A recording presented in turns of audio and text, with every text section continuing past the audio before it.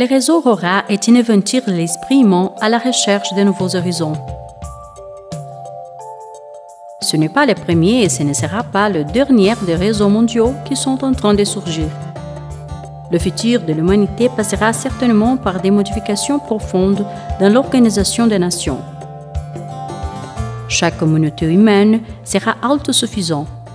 Ce seront des structures physiques depuis pour que l'humanité soit libre, pour qu'elle puisse connaître toute sa planète, tous les endroits, en profonde syntonie avec d'autres dimensions de réalité, avec d'autres créatures, avec d'autres intelligences qui ont déjà conquis les technologies extrêmement avancées et qui naviguent dans l'espace sidéral avec une simplicité extraordinaire.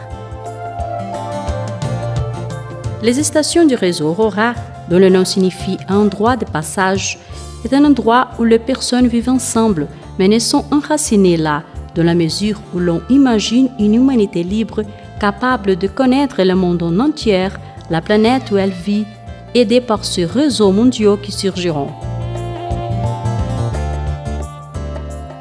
Ce sont 16 grands réseaux qui se formeront dans le monde. C'est une idée hallucinante mais extraordinaire que ces nations du futur ne soient pas rentrantes à des territoires, mais soient en réalité des modalités pour vivre en communauté ou un réseau mondial de communautés. Une station a une structure intéressante parce qu'elle grandit à partir d'une sous-section d'anneaux toujours articulés autour du même point.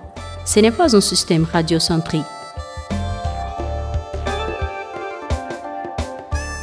Pour l'établissement des stations du réseau Aurora, nous cherchons des régions encore préservées d'un point de vue écologique, saines, là où cela est possible. Dans ces régions, à partir des collines douces, nous cherchons à implanter des stations Aurora.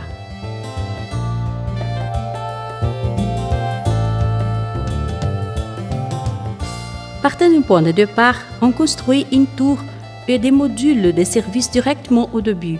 À partir de là, cette circulation commence à se rompre dans une géométrie raisonnablement libre, mais qui va fermer l'anneau à un moment donné.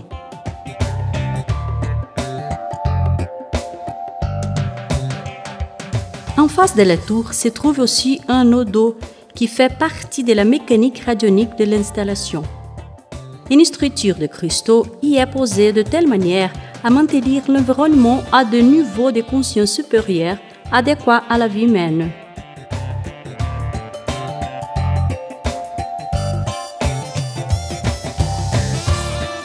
Le premier palais est le point de rencontre. C'est l'endroit du feu du conseil où les personnes se rencontrent.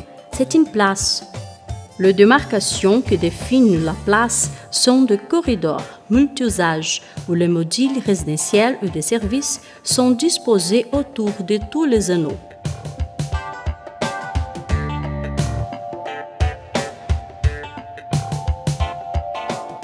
À l'intérieur de cette place, seules 3 fonctions sont permises remplies de l'anneau d'eau.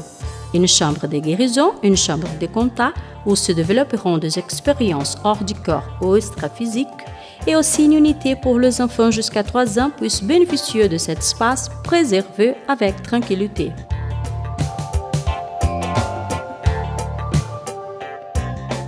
Les installations à caractère plus central se trouvent au point de convergence.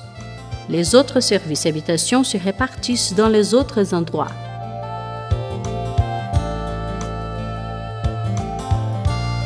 Toute la production agricole, la production d'énergie, toutes les demandes de la vie quotidienne en communauté se font dans les espaces entre le corridor.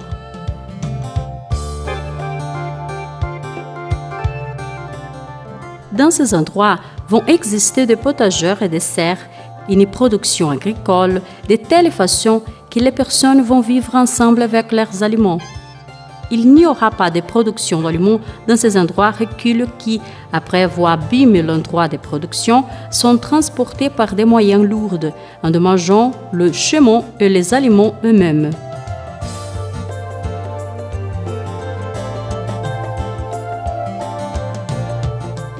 Le système s'agrandira au travers d'autres anneaux plus austères, pouvant partir de n'importe quel endroit de l'anneau intérieur, à l'intérieur d'une géométrie libre, pour créer des espaces de vie agréables, arborés, avec des ouvertures donnant sur le corridor, se joignant au module de service avec des unités d'artisanat autour de vestiaires ou des locaux pour faire de la musique, par exemple.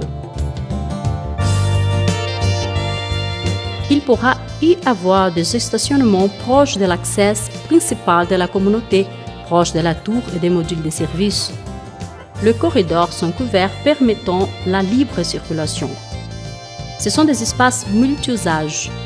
À l'intérieur de cette géométrie sacrée et radionique, la créativité s'exprimera de façon libre.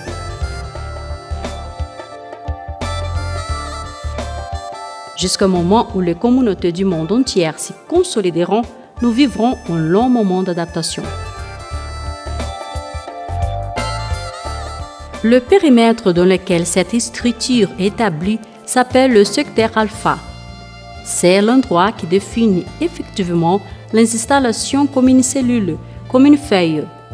Là, elle se distribue en une définition claire, énergétique et aussi des responsabilités en relation au milieu naturel.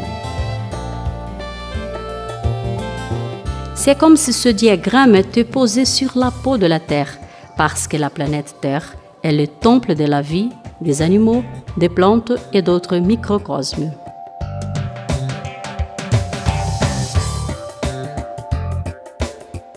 Si nous faisons une coupe transversale et analysons sur notre angle, nous voyons que les établissements du réseau Aurora sont disposés en terrasse. Ils sont faits d'une succession de niveaux ordonnés qui façonnent de cette structure centrale où se trouve la tour et ensuite ce module s'attend à partir d'une colline douce avec des montagnes au fond.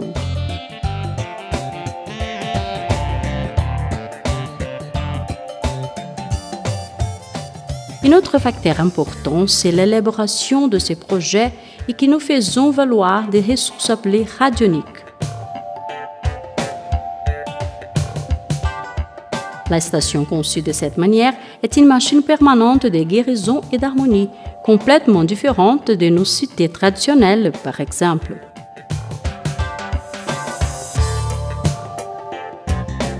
Dans les réseaux Aurora, nous utiliserons de l'énergie électrique conventionnelle avec une distribution tant en courant continu qu'en courant alternatif, en configurant une typologie qui ne nous amène pas des problèmes de santé.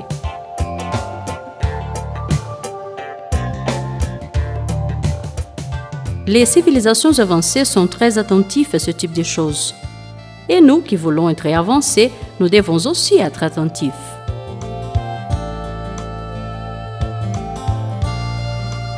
Si nous vivons parmi des personnes que nous aimons, que nous connaissons, avec qui nous avons des relations, avec qui nous avons des affinités, en fonction de la grandeur de l'installation, nous pouvons augmenter nos champs d'effort et nous sentir en paix, ouvrir notre cœur et même notre télépathie peut commencer à fonctionner.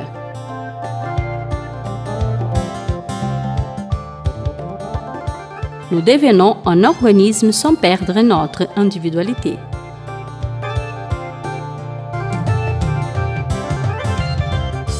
Quand l'humanité se permettra de nouveaux horizons, réussira à englober de nouvelles perspectives de réalité plus larges, plus profondes, et repensera le modèle de civilisation dans lequel elle est insérée. Elle fera un saut extraordinaire. Elle peut le faire. Elle devra le faire. La nature elle-même l'exigera.